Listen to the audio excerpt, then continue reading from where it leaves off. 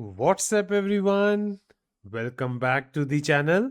आई hope मेरे सब बच्चे एकदम मस्त होंगे, अच्छे से पढ़ाई कर रहे हैं। बच्चों, हम लेक्चर नंबर 93 पर पहुंच चुके हैं इस वीडियो सीरीज के। चैप्टर 8 चल रहा है, accounting for share capital. Already हम डिस्कस कर चुके हैं कि फॉर कैश जब शेयर इशू करे जाते हैं तो उनके क्या क्या केसेस हैं, क्या जर्नल एंट्रीज होंगी। ठीक है, अब बच्चों हम इस वीडियो में देखेंगे फॉर नॉन कैश कंसीडरेशन। मतलब जरूरी नहीं है कि हर बार कंपनी को शेयर्स इशू करने पड़ते हैं फॉर कैश। कभी कभार for asset, for business purchase, for promoters, for under writers, इनको भी जब एक्चुअल में पैसा देने की जरूरत पड़ती है बट कंपनी पैसा ना देने की बजाय शेयर्स इशू कर देती है, तो हम उसको बोलते हैं issue of shares for non cash consideration. ठीक है, ये वन बाय वन हम हर एक टाइप देखेंगे। छोटा सा वीडियो रहेगा, ज्यादा बड़ा नहीं होगा। आप जल्दी से कॉपी पेन निकाल लो और अब हम शुरू करते हैं।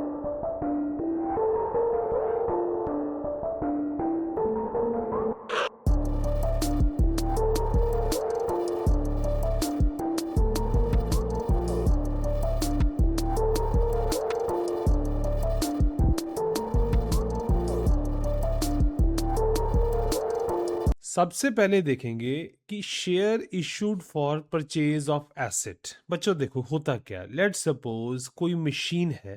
सपोज कोई मशीन है 2 करोड़ की। ठीक है, कंपनी जब इसको परचेज करती है, मैं आपको साथ के साथ ये भी बताऊंगा कि लाइबिलिटीज और एसेट्स में कैसे बैलेंस शीट बैलेंस रहती है, हमने वो जरूर देखना है। ठीक है, सॉरी यहाँ पे आएगा एसेट्स। ओके, अब इसका बैलेंस देखना है। होता क्या है, मान लो कोई 2 करोड़ की मशीन है, तो कंपनी अगर इसको कैश में खरीदेगी, कंपनी सपोज इसको कैश में खरीदती है, तो उसका बैंक अकाउंट क्या होगा? सबसे पहले बैंक अकाउंट 2 करोड़ से कम हो जाएगा, यही होगा। और मशीनरी अकाउंट और मशीनरी अकाउंट 2 करोड़ से बढ़ जाएगा। ठीक है, तो नेट चेंज इन एसेट कितना होगा बच्चों, बताओ? Net change in asset is 0। क्यों?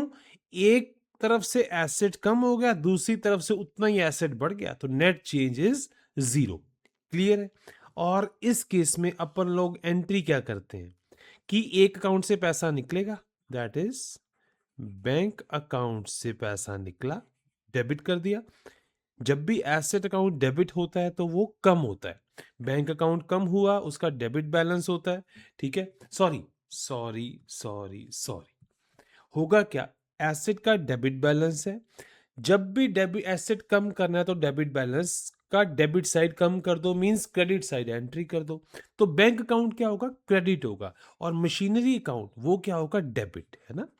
तो मशीनरी अकाउंट सिंपल, ये डेबिट हो जाएगा। एसेट बढ़ गया कितने से? 2 करोड़ से। To to bank account, bank से पैसा निकल गया, एसेट बैंक का कम हो गया, तो इसको माइनस कर दिया। तो net change in the asset is 0। मतलब एसेट परचेज करना अगर कैश पर है तो कोई चेंज बैलेंस शीट में नहीं आएगा। ठीक है, ये तो था कैश का। समटाइम्स ये होता है बच्चों, जो कंपनी है वो कैश उसके पास है नहीं है, कैश है नहीं है, वो क्या करती है, जो वेंडर है उसे कैश की बजाय, उसे देखो, कैश की बजाय उसे शेयर्स इशू करती है। शेयर्स क्यों? वेंडर को चाहिए थे पैसे, अब उसको एक्चुअल फॉर्म में पैसे नहीं मिले, उसको शेयर फॉर्म में पैसे मिल गए। तो इसको अपन लोग बोलते हैं कि परचेज करी, एसेट परचेज करा, बट फॉर शेयर्स इशू, कि शेयर्स इशू करेंगे। ठीक है, बिकॉज इस केस में अब कोई कैश पेमेंट नहीं होगा, तो बैंक अकाउंट में तो बच्चों कोई चेंजेस नहीं आएंगे। अब इससे होगा क्या, जो वो वेंडर है ना, जो वो वेंडर है वो कंपनी का फाइनली शेयर होल्डर बन जाएगा, शेयर होल्डर बन जाएगा। जब उसको शेयर्स अलॉट हो जाएंगे, याद रखना है बच्चों, शेयर्स मिलने पर नहीं, शेयर्स अलॉट होने पर। जब तक अलॉट नहीं होते तब तक वो शेयर होल्डर नहीं रहता। ठीक है, ये था थोड़ा सा थ्योरी।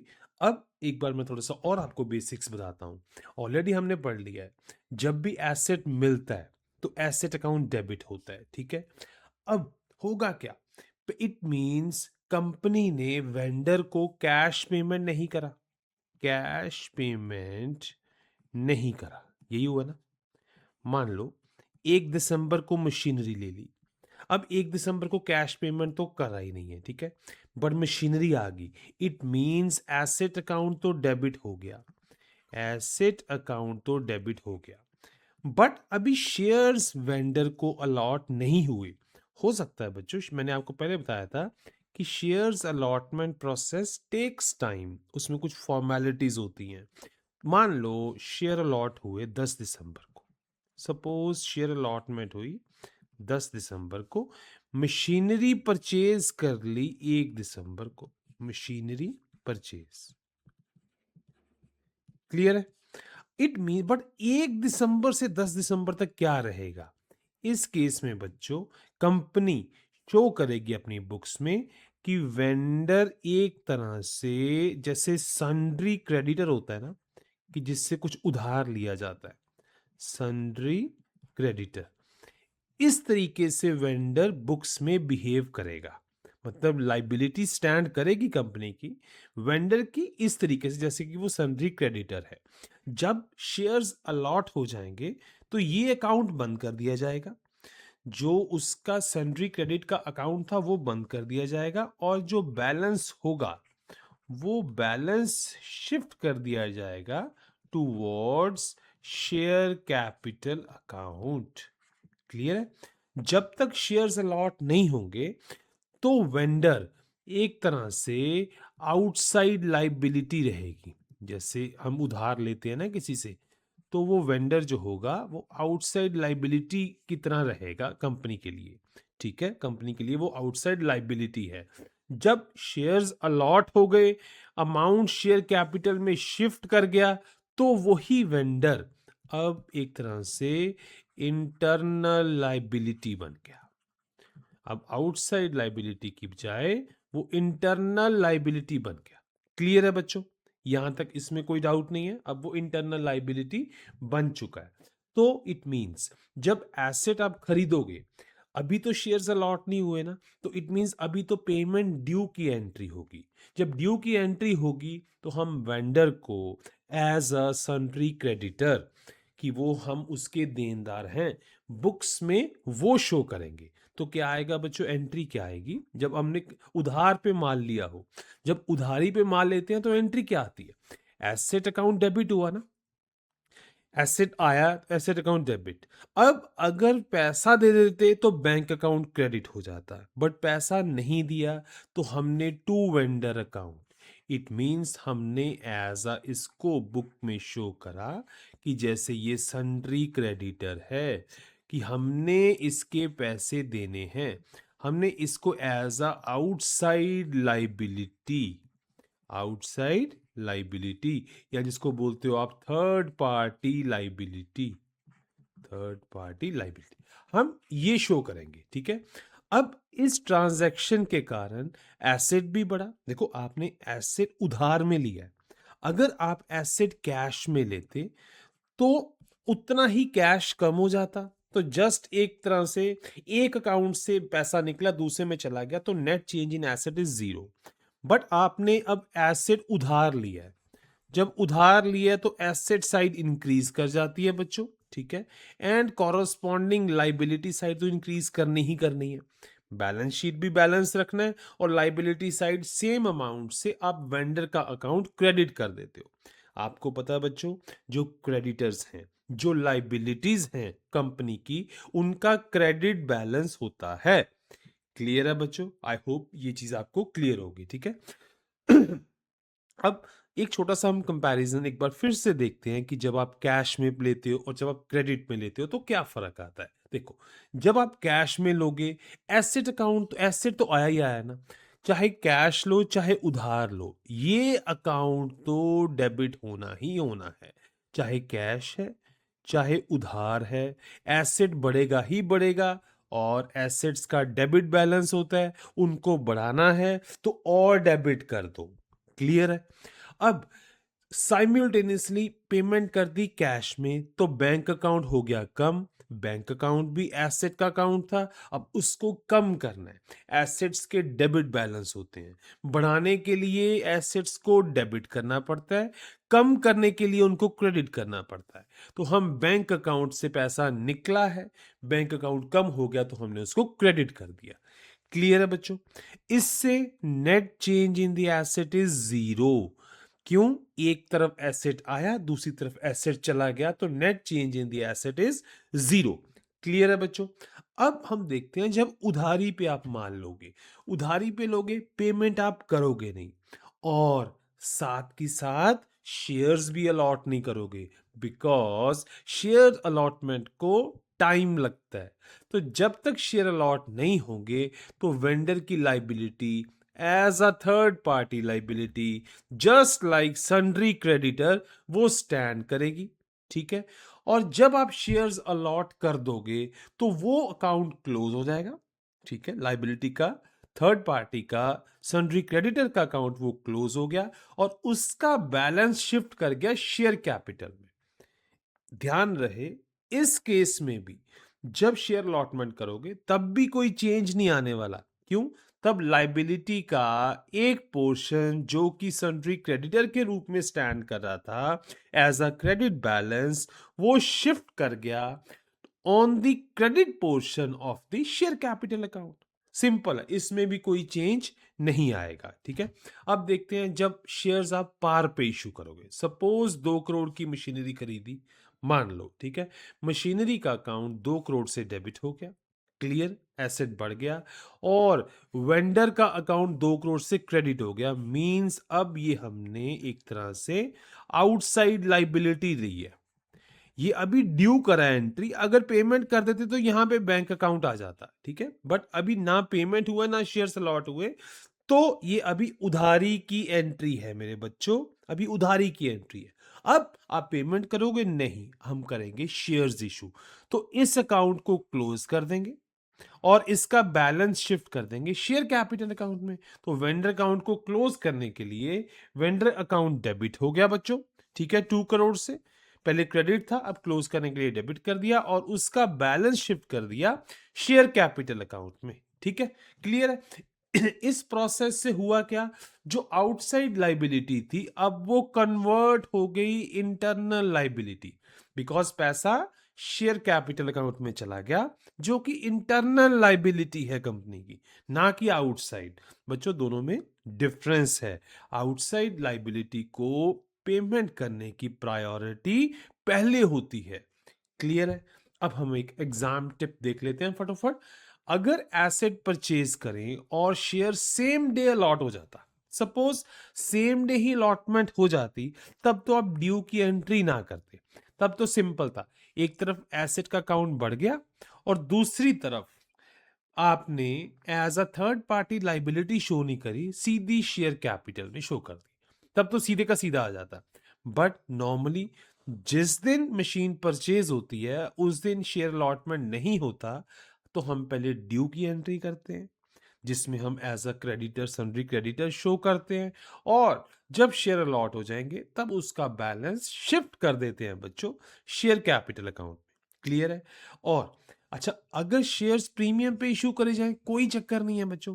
प्रीमियम पे इशू करोगे तो 2 करोड़ की मशीनरी के कॉरस्पॉन्डिंग कम शेयर्स मिलेंगे। सिंपल, आपको बताया ही था। प्रीमियम मतलब शेयर्स अब महंगे मिल रहे हैं। जो शेयर पहले 10 का मिलता था तो अब वो 12 का मिलेगा।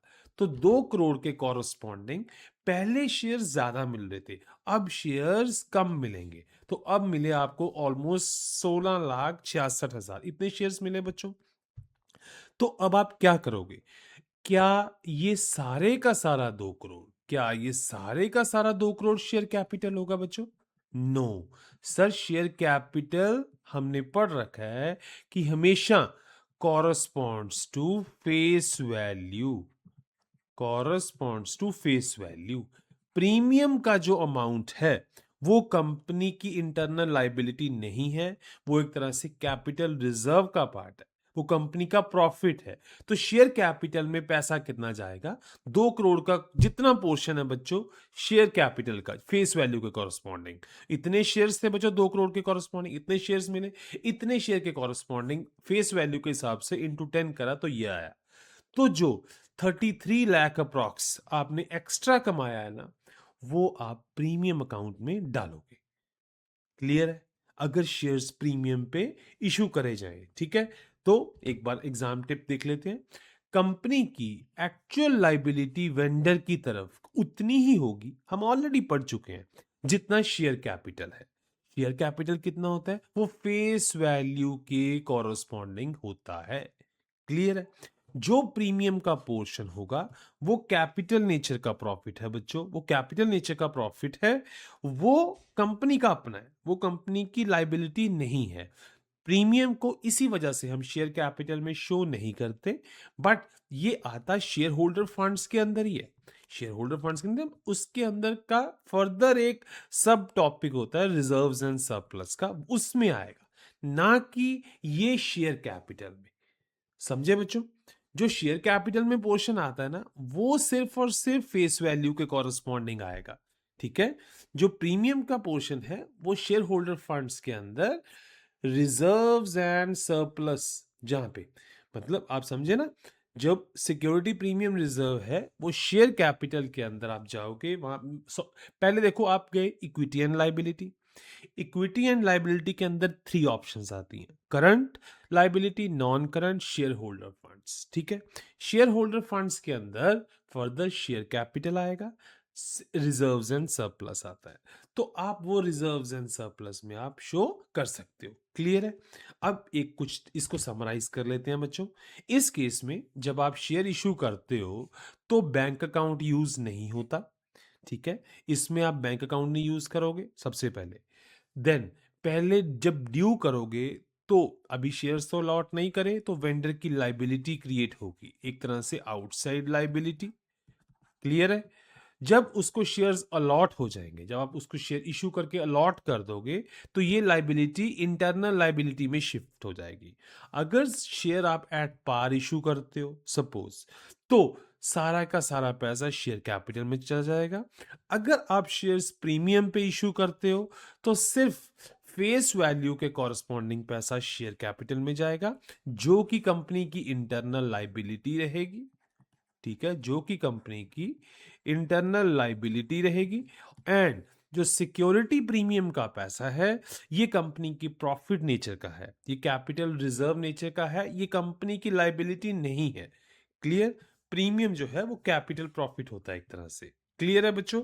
चलो, share issued for consideration other than cash का मतलब है जब कंपनी कैश के बदले शेयर्स इशू करके कोई एसेट या बिजनेस एक्वायर करती है। मतलब कंपनी ने पैसा नहीं दिया, पैसा नहीं दिया बच्चों। क्लियर? और पैसों के बदले में, पैसों के बदले में शेयर्स दिए, पैसों के बदले में शेयर्स दिए। क्लियर है बच्चों? आई होप यहां तक क्लियर होगा। चलो, अब हम नेक्स्ट टॉपिक पे मूव ऑन करते हैं कि जब आप बिजनेस परचेज करो, अभी आपने एसेट परचेज करा, अब आप बिजनेस करोगे, तो बच्चों देखा जाए बिजनेस भी तो एक तरह से एसेट ही परचेज कर रहे हो। सपोज एक बिजनेस के एसेट है मान लो 2 करोड़ के, लाइबिलिटी है लेट्स सपोज 1.5 करोड़ की।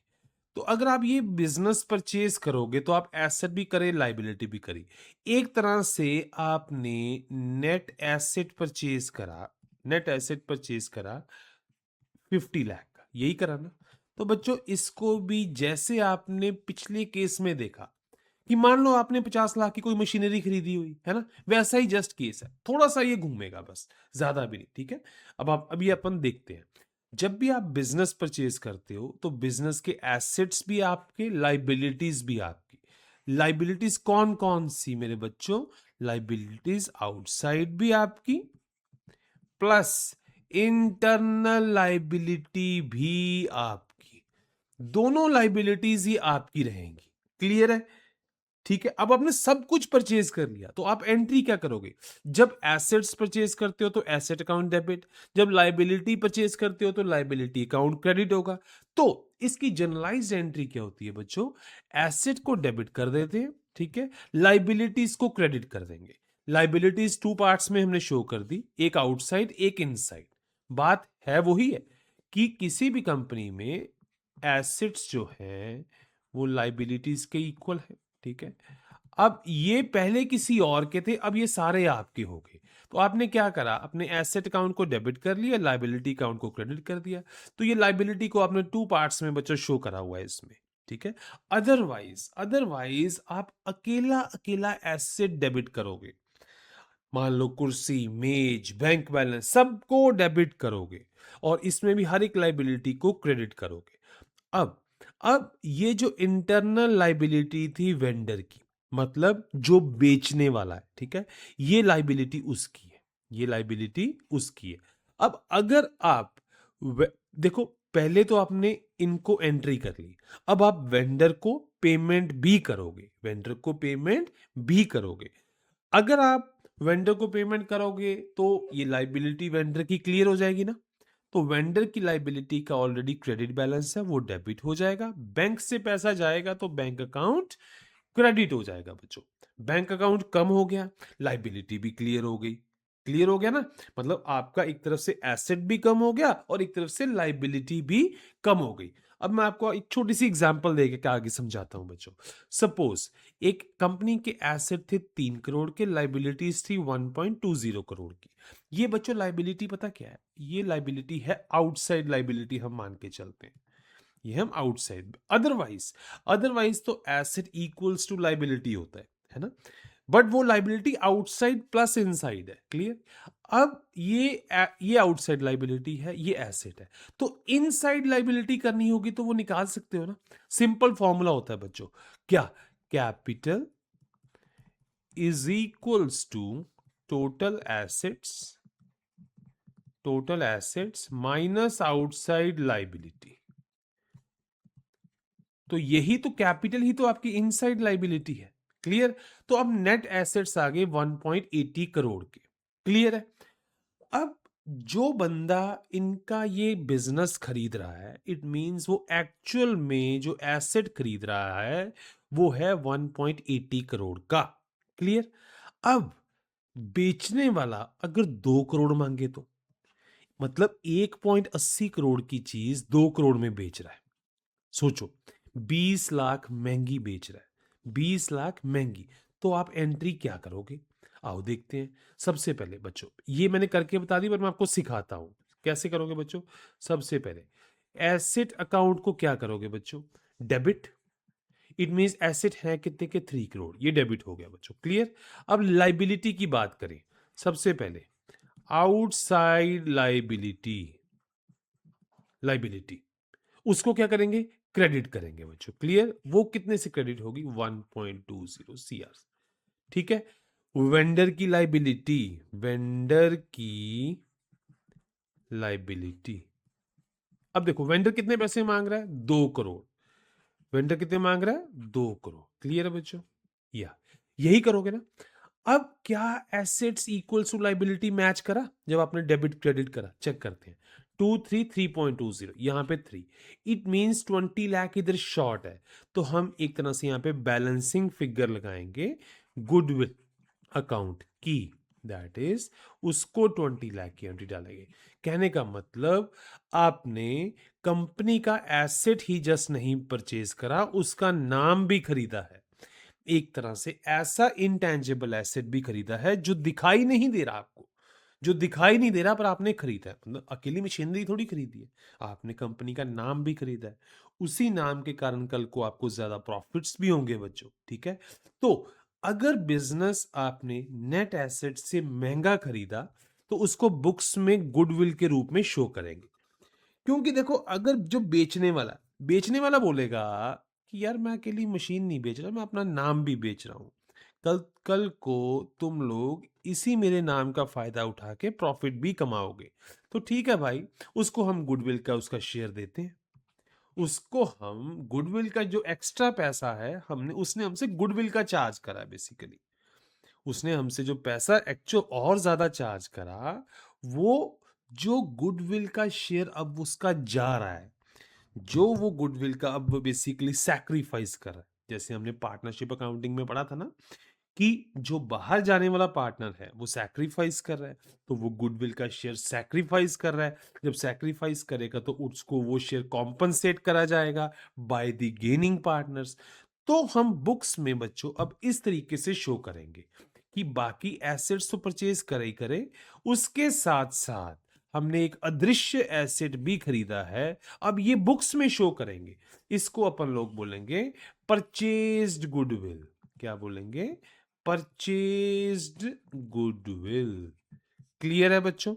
और जब अब एक वेंडर की लाइबिलिटी आपने खड़ी कर दी एज अ सेंड्री क्रेडिटर की, कल को आप इसको अब खत्म कर दोगे जब पेमेंट कर दोगे, तो ये एंट्री हो जाएगी। ठीक है, अब यहां पे देखो आप एक्चुअल में परचेज पेमेंट कर रहे हो तो ये एंट्री कर दोगे। ठीक है, एक छोटी सी एग्जांपल और बताता हूं। यहां पे तो आपने बिजनेस महंगा खरीदा ना, अब अगर बिजनेस सस्ता खरीद लेते, कि सपोज कि जो अब देखो एग्जांपल है, 3 करोड़ के एसेट्स हैं, लाइबिलिटीज 80 लाख की हैं, नेट एसेट थे 2.20 करोड़। इट मींस खरीदने वाले को इतना पेमेंट देना पड़ेगा बिकॉज वो इतनी अमाउंट का एसेट अब खरीद रहा है। ठीक है, बट पर खरीदा मिला उसको 2 करोड़, मींस 20 लाख का डिस्काउंट मिल गया बच्चों। तो अब एंट्री क्या करेंगे? सेम वैसे ही चलते हैं। देखो एसेट्स आ रहे हैं ना आपके पास, तो एसेट अकाउंट डेबिट करोगे, आ रहे हैं तो 3 करोड़ से बढ़ा दिए। ठीक है, अब लाइबिलिटी की तरफ चलते हैं। तो आउटसाइड लाइबिलिटी बढ़ा दी, 80 लाख से वो बढ़ गई बच्चों। क्लियर है? अब वेंडर की लाइबिलिटी जिसको इंटरनल लाइबिलिटी बोलते हैं, वो 2 करोड़ में सौदा हो गया बच्चों। तो अब यहां पे बना 2 करोड़ 80, यहां पे बना 3 करोड़। इट मीन यहां पे कुछ और 20 लाख की फिगर ऐड करनी पड़ेगी इसको बैलेंस करने के लिए। तो वो अपन लोग डालते हैं बच्चों कैपिटल रिजर्व, कि जो 20 लाख आपने और कमाया है ना, वो कैपिटल रिजर्व नेचर का प्रॉफिट है। जैसे जब शेयर्स प्रीमियम पे इशू करते हो तो जो एक्स्ट्रा पैसा मिलता है, तो जो वो सिक्योरिटी एंड प्रीमियम अकाउंट में डालते हो आप, तो वो भी तो कैपिटल रिजर्व नेचर का ही है ना। वो इन द सेम वे जो यहाँ पे आपने 20 लाख ज्यादा कमा लिया, ये आपने एज अ कैपिटल रिजर्व में अब शो करोगे। ठीक है, तो जो अब वेंडर की लाइबिलिटी 2 करोड़ की है बन गई, तो इसको पेमेंट करनी है तो वो तरीका तो वही है बच्चों, कि वेंडर अकाउंट को अब डेबिट कर दो, लाइबिलिटी खत्म होगी। अब बैंक से पैसा निकला है तो बैंक अकाउंट को क्रेडिट कर दो। ठीक है, अब ये पोर्शन तो बच्चों आ गया कि एक बार आपने लाइबिलिटी स्टैंड कर दी, लाइबिलिटी ड्यू कर दी, अब आप जब बैंक के थ्रू पेमेंट करते हो तो ऐसा आएगा। अब यही लाइबिलिटी जैसे एसेट में भी क्रिएट हुई थी, तो अब आप शेयर्स देके पूरी कर लो बच्चों। तो शेयर्स देके जब पूरी करोगे तो क्या करोगे? जब इसको शेयर्स अलॉट हो जाएंगे, जब शेयर्स अलॉट हो जाएंगे, तो ये जो पैसा होगा ये शिफ्ट कर जाएगा शेयर कैपिटल में। अगर अगर आपने शेयर्स एट पार इशू करे हुए तो, बट अगर शेयर एट पार नहीं इशू करे हुए तो इसमें से ही कुछ पैसा प्रीमियम में भी जा सकता है। ठीक है, प्रीमियम में भी जा सकता है बच्चों, अगर आपने शेयर्स प्रीमियम में इशू करे तो अब इस प्रोसेस में होगा क्या? जो आउटसाइड लाइबिलिटी है वो इंटरनल लाइबिलिटी में कन्वर्ट हो जाएगी। क्लियर है मेरे बच्चों? चलो अब आगे देखते हैं कि हम जैसे ये बिजनेस परचेज करने के लिए शेयर इशू करें ना, अब हम प्रमोटर्स को भी शेयर इशू कर सकते हैं। किस हिसाब से? जब वो अपने बेस पे थोड़ा खर्चा करते हैं। जब प्रमोटर स्टार्टिंग में बच्चों कंपनी की इनकॉर्पोरेशन टाइम कुछ एक्सपेंसेस करते हैं ना अपनी जेब से, तो कंपनी के पास एक ऑप्शन तो होता है कि उनको पेमेंट करके उनकी लाइबिलिटी क्लियर कर दो। जो उन्होंने खर्चा करा, मान लो 5-6 लाख रुपया कंपनी शुरू करने में खर्चा लगा होगा, ये कैपिटल का खर्चा नहीं है बच्चों, कैपिटल तो उन्होंने अलग डाल दिया है। वो तो शेयर्स उनको इशू हो गए थे। जो उसके बाद आरओसी में गए, वहां फीस लगी, कुछ लीगल एक्सपर्ट से बात करी, उसकी फीस लगी, ये वो खर्चा है। अब वो खर्चा बैंक अकाउंट से निकालने की बजाय ये क्या करते हैं बच्चों, ये आप वो खर्चा उनको शेयर्स देके भी पूरा कर सकते हो। तो सबसे पहले आप ड्यू की एंट्री करोगे, ड्यू की एंट्री करोगे, एक्सपेंसेस रिकॉर्ड करोगे। देखो हमने ऑलरेडी पढ़ा है कि जितने एक्सपेंसेस हैं वो डेबिट होंगे, एक्सपेंसेस डेबिट होंगे और ईयर एंड पे वो प्रॉफिट एंड लॉस के डेबिट साइड में शिफ्ट कर दिए जाते हैं। पहले आप उनको रूटीन में डे टू डे लाइफ में आप उनको नॉमिनल अकाउंट में बुक कर लेते हो, नॉमिनल अकाउंट के डेबिट बैलेंस में बुक कर लेते हो और ईयर एंड पे इसको शिफ्ट कर देते हो पीएनएल के डेबिट बैलेंस में। यही करते हो बच्चों और नॉमिनल अकाउंट क्लोज हो जाता है। ऐसा ही करते हो, अभी भी ऐसा ही करेंगे। जो प्रीलिमिनरी एक्सपेंसेस का अकाउंट है नॉमिनल, उसको डेबिट कर दोगे, ठीक है। अब ये पेमेंट आपने एक्चुअल में करा नहीं है। अगर तो करा होता तो टू बैंक अकाउंट आ जाता, अब करा नहीं है तो प्रमोटर्स का अकाउंट एज अ लाइबिलिटी का अकाउंट में आपने क्रेडिट कर दिया, क्लियर।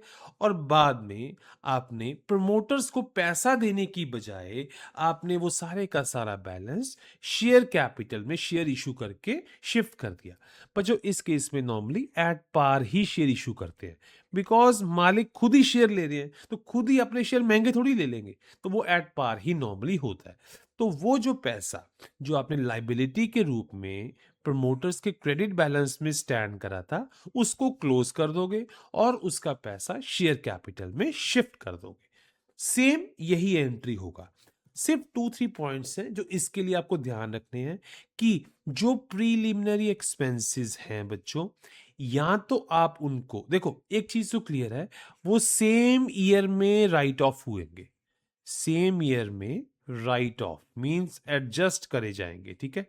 अब रूटीन के एक्सपेंसेस की तरह या तो आप उनको पीएनएल अकाउंट से क्लियर कर दोगे, अदरवाइज जो सिक्योरिटी प्रीमियम अकाउंट है ना, जो सिक्योरिटी प्रीमियम का जिसमें पैसा पड़ा है, सिक्योरिटी प्रीमियम अकाउंट है ना, आप वहां से भी उनको पैसा निकाल सकते हो।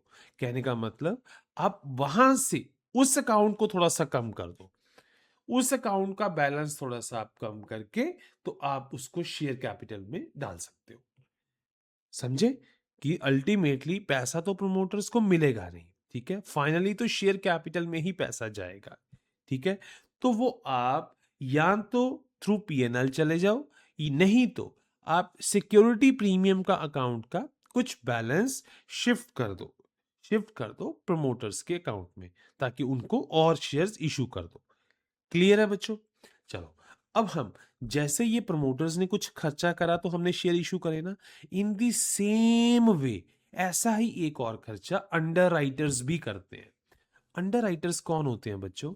जब भी कंपनी शेयर इशू करती है, कंपनी को ये डर होता है कि शायद उसके शेयर्स प्रॉपरली सब्सक्राइब ना हो। देखो, 90% से ज्यादा सब्सक्राइब होने चाहिए, नहीं तो विद इन 15 डेज पैसा वापस करना पड़ेगा। इस डर को दूर करने के लिए कंपनी अंडर राइटर्स को अप्रोच करती है और अंडर राइटर्स ये विश्वास दिलाती है कि वो सारे के सारे शेयर सब्सक्राइब कराएंगे, मतलब इशू जो है वो फेल नहीं होगा, ये विश्वास दिलाया जाता है। क्लियर है कि इशू जो है वो फेल नहीं होगा। उसके बदले में वो अपना पुरजोर कोशिश करते हैं कि सारे के सारे शेयर्स बेचे जाएं, उसके लिए वो अपना कमीशन लेते हैं। तो बच्चों, इन द सेम वे जैसे आपने प्रमोटर्स का कमीशन की बात करी थी, एक्सपेंसेस की बात करी थी, वैसे ही जो अंडर राइटर ने जो खर्चे उनको पे करने पड़े, या तो वो पीएनएल के थ्रू चार्ज होंगे कि पहले आप खर्चे को नॉर्मल खर्चे के जैसे नॉमिनल अकाउंट में बुक कर लोगे और ईयर एंड में उसको शिफ्ट कर दोगे पीएनएल अकाउंट में। ठीक हो गया? क्लियर है? और ये जो जितना भी पैसा होगा वो शेयर कैपिटल में रिफ्लेक्ट करेगा। अगर आपने पीएनएल में नहीं लेके जाना, अपनी प्रॉफिटेबिलिटी नहीं कम करनी, तो आप सीधा सिक्योरिटी प्रीमियम अकाउंट से भी कर सकते हो। तो उसमें आप करोगे क्या बच्चों, सिक्योरिटी प्रीमियम अकाउंट का जो पैसा होगा, जो सिक्योरिटी प्रीमियम अकाउंट का जो पैसा होगा वो थोड़ा कम हो जाता है और शेयर कैपिटल में पैसा चला जाता है। ठीक है, तो अब सबसे पहले अब इसको देखो करेंगे क्या बच्चों हम। अगर पीएनएल के थ्रू जाना है आपको, तो अंडर राइटिंग का एक नॉमिनल अकाउंट ओपन करेंगे, अंडर राइटिंग कमीशन अकाउंट, वो डेबिट कर दिया, expenses as a debit record हो जाएंगे। और जितना पैसा होगा, अभी देखो शेयर्स अलॉट नहीं करे, है ना। पिछले केस में टू प्रमोटर्स आया था ना प्रीलिमिनरी एक्सपेंसेस, अब इसमें टू अंडर राइटर, ये अब एक तरह से थर्ड पार्टी लाइबिलिटी क्रिएट कर दी। ठीक है, अब ये थर्ड पार्टी लाइबिलिटी को आप पैसे दे के भी पूरा कर सकते हो, बट पैसे नहीं दिए तो आपने शेयर कैपिटल में वो पैसा शिफ्ट कर दिया, मतलब आपने शेयर इशू कर दिए। ठीक है, तो ये इंटरनल लाइबिलिटी बन गई। क्लियर है। और ये जो आपका अंडरराइटिंग कमीशन अकाउंट था, अब इसका बैलेंस आप पीएनएल में शिफ्ट कर दोगे। तो ये तो क्लियर हो गया ना कि जस्ट लाइक एक नॉर्मल एक्सपेंस है, उसको हम ऐसे शो करते हैं। अदरवाइज आप इतना इसका जो खर्चा है वो सिक्योरिटी प्रीमियम से भी निकाल सकते हो। उसमें एंट्री क्या करोगे बच्चों, सिक्योरिटी प्रीमियम का क्रेडिट बैलेंस है ना, अब उसको कम करना है, तो आपको सिक्योरिटी प्रीमियम अकाउंट को डेबिट करना है, कम कर दिया टू। अब उसके बाद पैसा जाएगा किसमें, शेयर कैपिटल में, टू शेयर कैपिटल, यहां पे पैसा चला जाएगा। क्लियर है बच्चों, क्लियर है। आगे आता है बच्चों डिस्क्लोजर। अब ये जो आपने नॉन कैश कॉन्सिडरेशन करी है, इसको डिस्क्लोज भी करना पड़ेगा बैलेंस शीट के अंदर। मतलब अगर आपने शेयर्स इशू कर रखे हैं जैसे फॉर कैश, तो वहां पे आता है ना issued share capital, subscribed and fully paid, subscribed but not fully paid, वो आएगा ना। उन्हीं सब चीजों में आपको नॉन कैश का डिस्क्लोजर भी करना पड़ेगा नोट टू अकाउंट्स में, नोट टू अकाउंट्स में। क्लियर है बच्चों, वहां पे आपको डिस्क्लोज करना पड़ेगा कि कितने शेयर्स इशू करे, किस चीज के लिए करे, कि आपने एसेट खरीदा तो कौन सा खरीदा, बिजनेस खरीदा तो कौन सा खरीदा। मतलब एक जनरल पब्लिक को जो कि आपकी बैलेंस शीट देख रही है, उसको ये पता होना चाहिए कि कोई एसेट जो है आपने खरीद रखा है वो बिना पैसे के भी खरीदा है। क्लियर, मतलब जरूरी नहीं है कि जो शेयर्स इशू करे हैं फॉर कैश ही करे हैं, वो फॉर नॉन कैश कंसीडरेशन भी कर रखे हैं।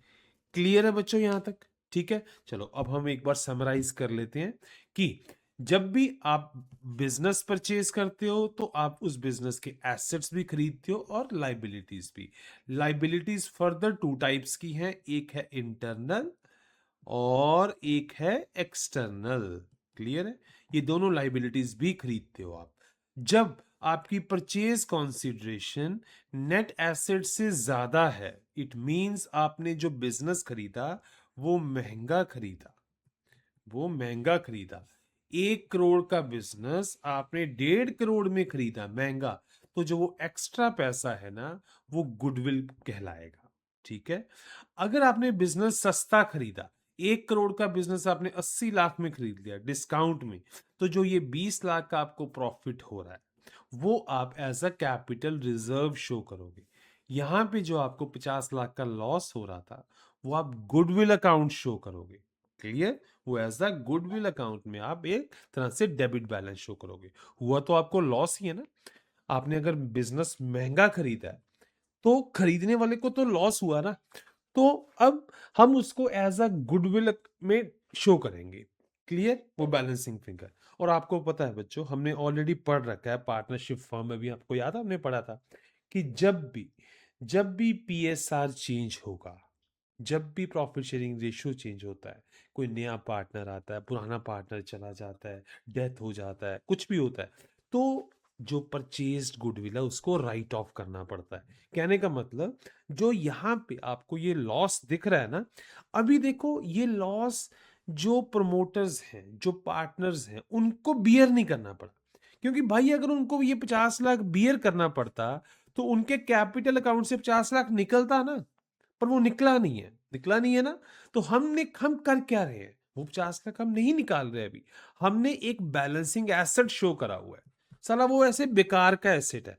कल को जब पीएसआर चेंज होगा तब हम ये लॉस इनको पार्टनर्स को, एग्जिस्टिंग पार्टनर्स को वो देंगे। लॉस देखा जाए तो अभी देना बनता था, अभी देना बनता था, बट दिया नहीं है, बट दिया नहीं है। ठीक है, एज अ बैलेंसिंग एसेट हमने शो कर दिया, कल को वो लॉस हम देंगे बच्चों। क्लियर है? चलो, तो शेयर्स इशू नॉन कैश के लिए भी हो सकते हैं। ठीक है, हम समझ चुके हैं।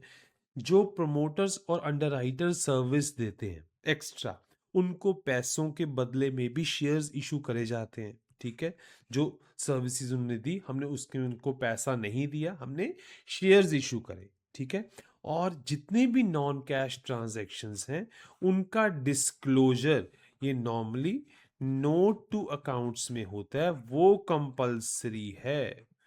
नोट टू अकाउंट्स में है, वो कंपलसरी है। ठीक है, तो ये बच्चों एक छोटा सा वीडियो था। आई होप ये आपको अच्छे से समझ आया होगा। फिर भी कोई डाउट रह जाए तो आपने ज़रूर पूछना है, आपका हर डाउट क्लियर किया जाएगा।